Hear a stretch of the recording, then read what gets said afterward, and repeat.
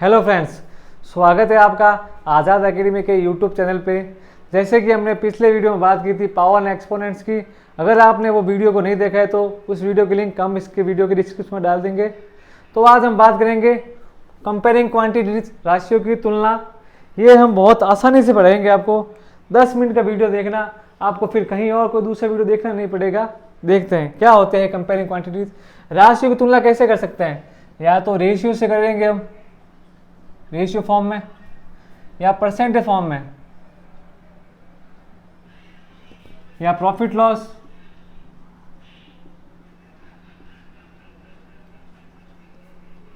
या हम बात कर लेंगे कंपाउंड इंटरेस्ट की।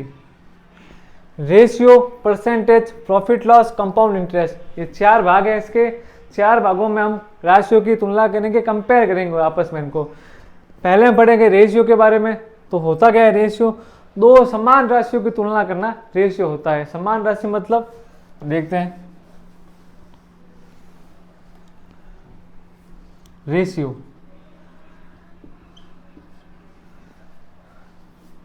रेशियो क्या होता है? समान राशियों की तुलना करना। समान राशि मतलब अगर यहाँ 10 रुपये लिखा है ना, तो यहाँ भी रुपये लिखना पड़ेगा। ये समान होनी चाहिए, तभी हम इनको कंपेयर कर पाएंगे रेशियो में। नहीं तो अगर यहाँ 10 रुपये लिखा मैंने और यहाँ 10 लीटर लिख दिया तो हम इनको कंपेयर नहीं कर पाएंगे,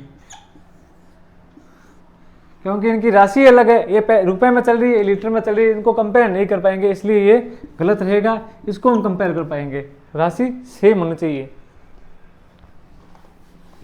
जैसे एग्जांपल ले लेते हैं। एक कक्षा में छात्र है 12, छात्रा है 15। इनका रेशियो क्या होगा? सिंपल है, 12:15। अब वो हमें पूछे छात्रा पे छात्रों का अनुपात क्या होगा? छात्राओं पे छात्र का अनुपात, छात्राएं कितनी है? 15:12। छात्राओं का कुल पे क्या अनुपात है? कुल कितने हैं? 27। छात्रों का अनुपात क्या होगा फिर? 15:27। ये है कुल अनुपात। ऐसे और क्वेश्चन बन सकते हैं, कुल पे छात्र का अनुपात, छात्र का कुल पे अनुपात, ऐसे बहुत क्वेश्चन बनेंगे। सिंपल सा था रेशियो, इसमें कुछ ज़्यादा नहीं है। परसेंटेज की बात करते हैं हम।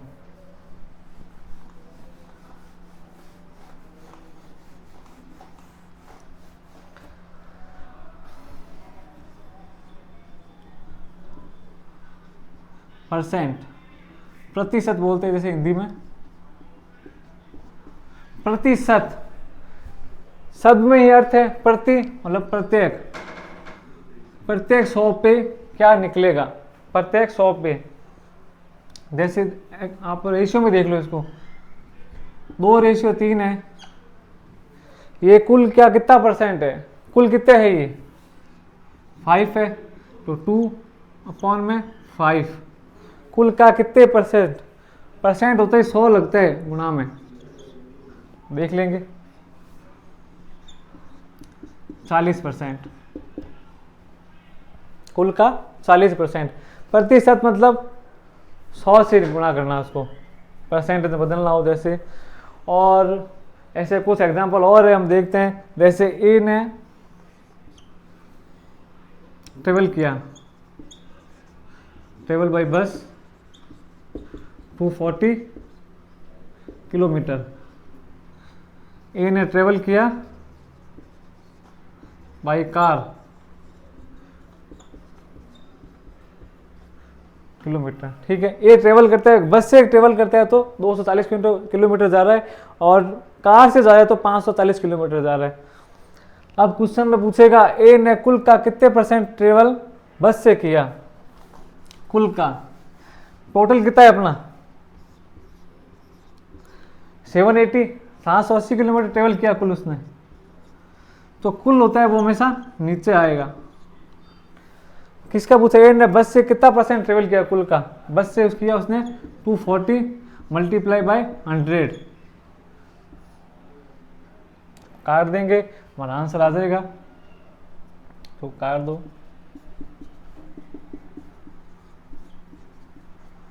आगे हल कर लेना, आंसर आ जाएगा आपके पास। इतना परसेंट उसने बस से ट्रेवल किया है, वही ऐसे निकालो, ए से, ए ने कार से ट्रेवल कितना किया, तो यहाँ 540 अपॉन में 780 मल्टीप्लाई बाई 100, इसका परसेंटेज आ जाएगा। ये होता है परसेंटेज। अब हम बात करेंगे प्रॉफिट और लॉस की। उससे पहले एक क्वेश्चन देख लेते हैं परसेंटेज में। परसेंटेज इंक्रीज भी हो सकता है और डिक्रीज भी हो सकता है, या तो इंक्रीज होगा या डिक्रीज होगा, बढ़ेगा या घटेगा। ठीक है, दो बार डिवाइड कर देते हैं इसका, या तो बढ़ेगा या वो घटेगा। जैसे 400 रुपये का कोई सामान लेके आया मैं, ठीक है, उसमें 10% वृद्धि हो गई, 400 में 10% वृद्धि, डिक्रीज हुआ है 10%, इंक्रीज हुआ है सॉरी, ठीक है। तो 400 का 10% ऑफ 400, ऑफ मतलब का मतलब क्या होता है, गुणा होता है मैथ्स में, 40, तो वस्तु कितने की हो जाएगी, 440। वही मैं बोल दूं 20% घटेगा, मतलब डिक्रीज होगा 20%, वही सेम 400 का 20% 80, घटेगा मतलब घटाएंगे इसको, तो 400 में से 80 लेस कर देंगे, 320। अगर बढ़ेगा तो ऐड करेंगे, घटेगा तो लेस कर देंगे। इंक्रीज में वृद्धि होती है, 10% वृद्धि की तो 440 की हो गई, और अगर ये 20% से घटेगा तो उसकी वस्तु की मूल्य क्या होता है, 320 हो गया। ये उसका मूल्य था।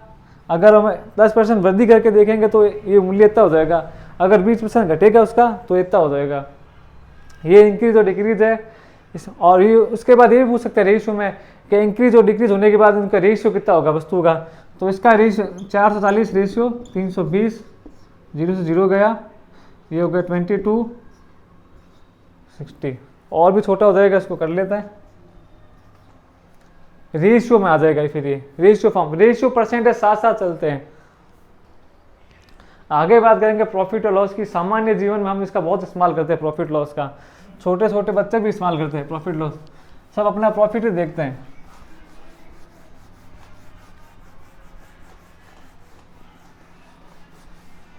प्रॉफिट और लॉस,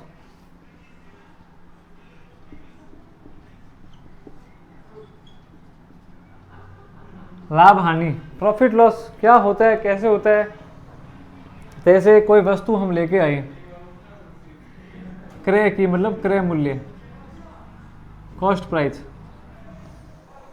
फिर उसमें कुछ मैंने मूल्य ऐड किया, मतलब मेरा प्रॉफिट ऐड कर लिया, कुछ ऐड कर लिया प्रॉफिट, ठीक है। फिर मैंने उसमें डिस्काउंट दे दिया उसको, बहुत कुछ होता है इसमें, डिस्काउंट हो गया, वैट लगता है, तब जाके वो फेस वैल्यू बनती है, अंकित मूल्य बोलते थे जिसको। मतलब वस्तु लेके आए, उसमें कुछ ऐड किया, गाड़ी भाड़ा किराया जो भी लगा, ऊपरी व्यय होता है वो सारा उसमें ऐड होगा। जैसे उसको लेके आए वहाँ से, तो बस से किराया लगा उस वस्तु को लाने का, या टैक्सी से लेकर टैक्सी का किराया लगा, तो सारा उसमें ऐड होगा। ऊपरी व्यय जितना भी होगा उस वस्तु में ऐड होगा, उसके बाद उसकी फेस वैल्यू बनेगी, उसके बाद उस पर प्रॉफिट लॉस ऐड होगा। जैसे मैं 400 रुपये की वस्तु खरीदी मैंने, फिर मैंने उसका गाड़ी भाड़ा दिया 50 रुपये, फिर मैंने उसको वैट लगा दिया सरकार की तरफ से 10 रुपये, तो वस्तु का मूल्य हो गया 460 रुपये। उसके बाद मैं उस वस्तु को बेचता हूँ, सेलिंग प्राइस, विक्रय मूल्य, उस वस्तु को मैं 500 रुपये में बेचता हूँ। 460 की लाके 500 में बेचता हूँ, तो सिंपल सी बात है प्रॉफिट हो रहा है। तो प्रॉफिट कैसे निकालेंगे,